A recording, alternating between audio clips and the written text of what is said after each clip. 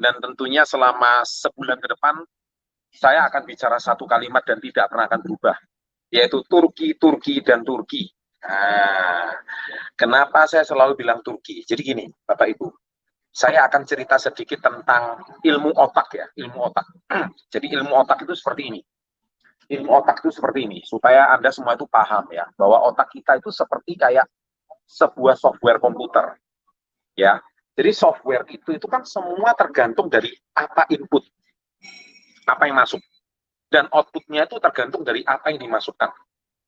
Nah, jadi otak kita itu sejak kecil, kita itu sudah selalu banyak sekali mendapatkan pengajaran-pengajaran kata-kata seperti ini. Kamu itu mimpi jangan tinggi-tinggi, ya. Kamu jadi orang itu yang penting hidup mengalir saja. Yang penting kalau misalkan setelah kamu lulus kuliah, moga-moga dapat kerja. Ya, kata-kata seperti itu tuh seolah-olah sudah diprogram sejak kita kecil.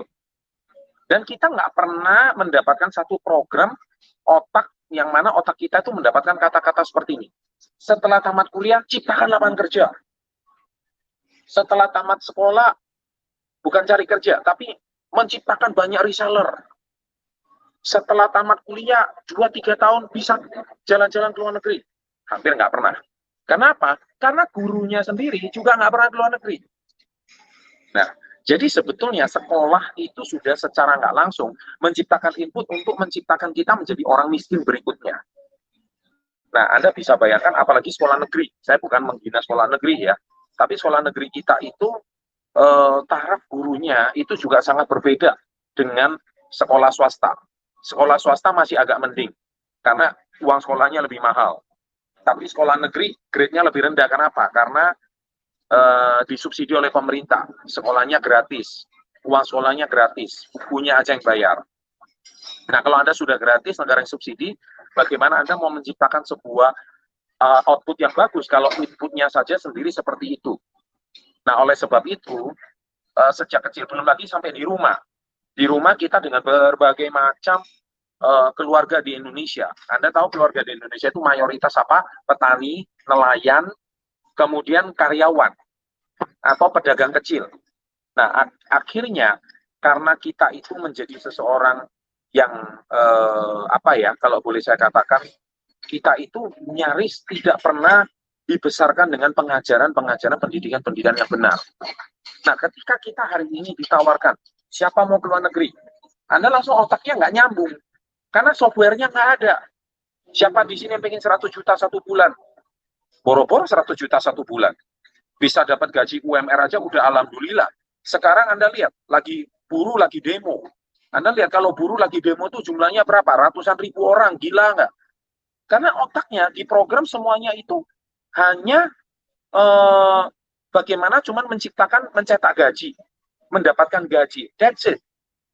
Jadi ketika Anda diajak untuk berani berjualan, berani berdagang, berani menjual barang, berani ditolak, di softwarenya itu nggak ada. Ketika di softwarenya itu nggak ada, bagaimana Anda itu bisa menciptakan sebuah program yang jauh lebih baik? Nah, oleh sebab itu, saya melihat inilah sebuah challenge yang paling besar di Indonesia. Nah, saya kan menciptakan channel Success Before 30 dengan satu tujuan. Bagaimana mencetak 1% penduduk Indonesia itu menjadi pengusaha. Dan saya tahu menjadi pengusaha, sekolah kita tidak ada satupun yang mencetak orang jadi pengusaha. Nggak ada. Sekolah kita itu cuma mencetakkan orang menjadi profesi. Ya, contohnya profesinya jadi guru atau profesinya menjadi seorang dokter. Ya, itu perlu profesi, itu perlu sekolah, perlu. Atau profesinya menjadi arsitektur, atau profesinya harus lulus sarjana hukum kemudian jadi notaris. Ya, atau profesinya menjadi seorang lawyer. Nah, itu profesi, atau menjadi seorang arsitektur. Terus ada nggak Pak profesi jadi miliarder? Nggak ada, karena gurunya sendiri bukan miliarder. Gimana orang yang belum jadi miliarder mau ngajarin orang jadi miliarder gitu. Nah, oleh sebab itu, saya pada malam hari ini berani mengajak Anda semua dengan beberapa murid saya, seperti kayak tadi Pak Jeffrey Tombokan. Anda lihat, Pak Jeffrey itu sekitar 10-14 tahun yang lalu, beliau itu sama seperti Anda semua. Seorang sarjana yang cuma bercita-cita pengen jadi pramugara, ya kan? Atau ya seperti anak muda pada umumnya. Tapi siapa sangka masuk di dalam usaha ini. Dan bulan lalu beliau berhasil memberi sebuah rumah yang berbentuk villa di kota kecil di Tomohon, di Sulawesi Utara. Wah, istimewa. Mungkin bisa jadi itu salah satu rumah yang paling cantik di kota Tomohon. Dan saya yakin itu usia berapa beliau dapatkan dari nol. Usia beliau bisa capai dalam usia yang 30 lebih saja. Nah, sekarang saya tanya, apakah beliau ada diajarkan cara menjadi seorang miliarder, cara memiliki villa sebelum usia 30 tahun, cara memiliki rumah sebelum usia 30 tahun? Nggak pernah ada. Saya berani jamin deh. Ya, nggak pernah ada. Jadi saya yakin apa yang disampaikan di sekolah kita selama ini, apa yang diajarkan oleh lingkungan kita selama ini, secara nggak langsung cuma menciptakan orang miskin berikutnya.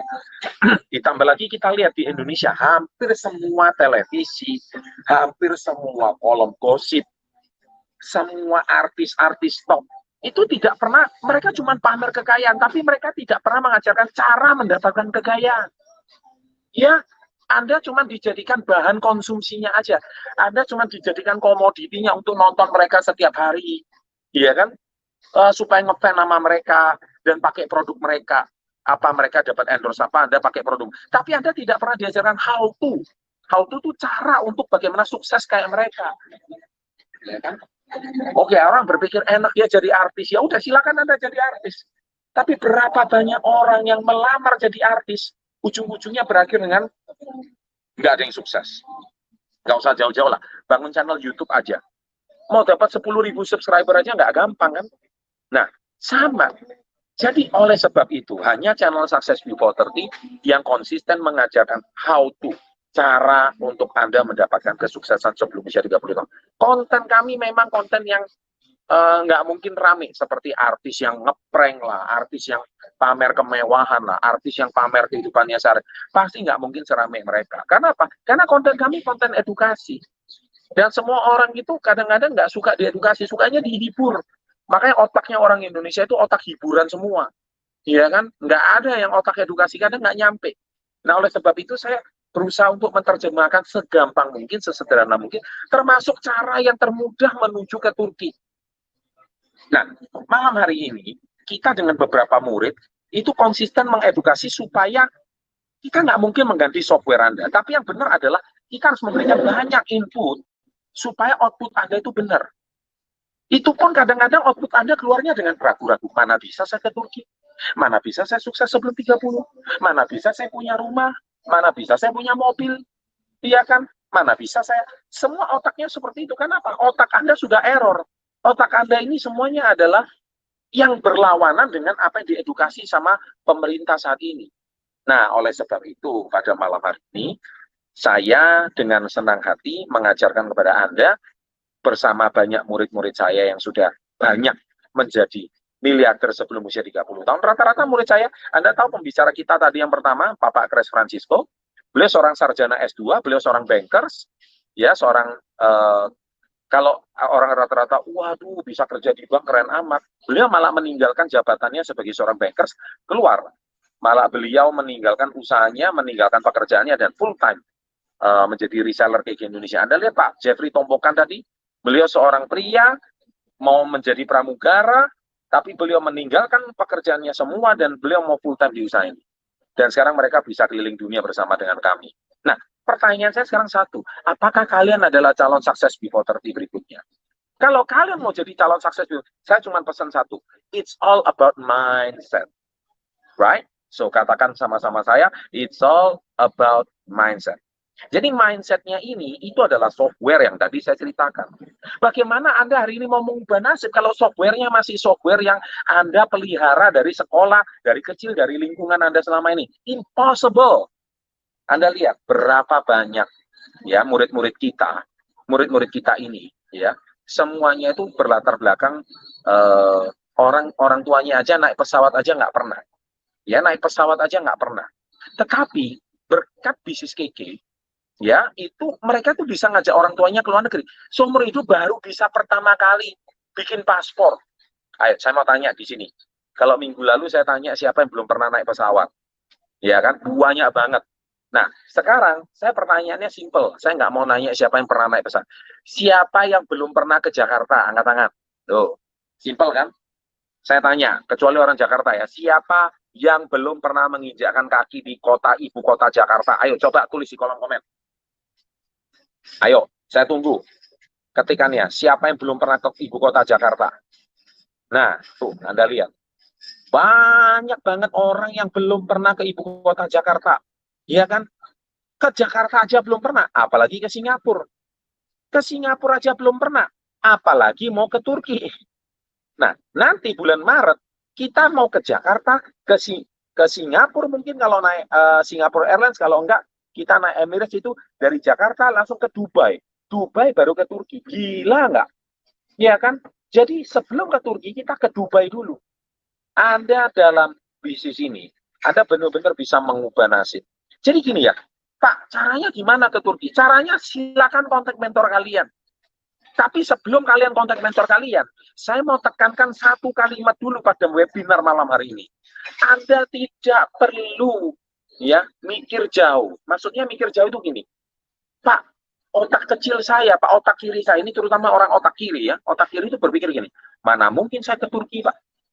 Terus saya mau jual produknya kemana? Ya kan? Saya mau jual 18 paket itu kemana? Saya mau jual 36 paket itu kemana? Teman-teman saya juga nggak punya uang. Saya mau jual keke Lifers itu kemana? Saya mau jual pembalut nates itu kemana? Kembali lagi software Anda yang berbicara. Kalau software Anda hari ini mau ke Turki tapi masih pakai software yang lama, masih pakai mindset yang lama, tinggalkan webinar ini sekarang juga. Memang saya percaya webinar ini nggak guna untuk Anda. Kenapa? Anda datang ke sini, Anda masih pakai software yang lama, masih pakai mindset yang lama.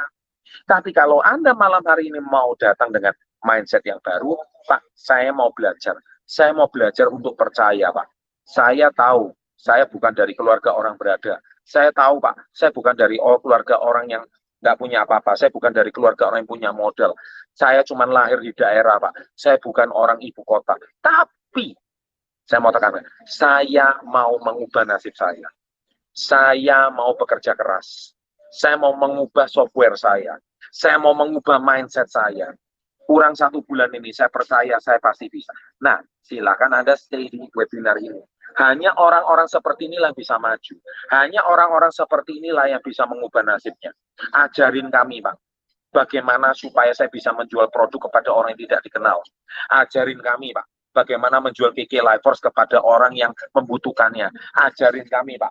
Bagaimana Nates yang kemarin dipromosikan Bunga Zainal, Rebecca Kloper, artis-artis terkenal, supaya mereka mau membeli produk kami dan penjualan berapa supaya kami sampai ke Turki. Itulah baru Anda bisa maju. Meskipun Anda hari ini belum mencapai semua yang Anda impikan.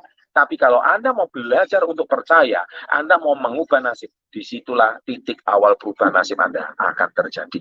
Ya, nah demikian, saya mau sharing nggak banyak. Kalau Anda mau bicara naik mindset lebih jauh, Anda silakan baca buku Badai Pasti Berlalu sama Success Before 30. Di situ banyak sekali pembahasan soal mindset.